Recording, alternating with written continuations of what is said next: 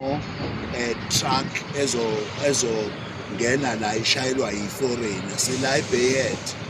Angazi noma ngathi ukubhekisa neBayhead bayibona abantu ukuthi nansi iBayhead, that is a Bayhead. Iyona-ke la ingena khona wonke ama-chrome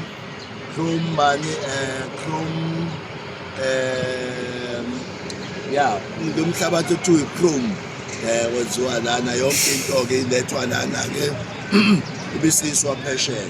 So we are here-ke to stop the bus ukuthi there will be no foreigner. Umqashi nomqashi azi ukuthi there will be no foreigner that will be allowed ukuthi i-entarishe lama-premises aseBayhead unless that foreigner is coming from his or her own country to deliver any production in the Bayhead. This is what we are. This is a team. Unfortunately, the HRs were not here.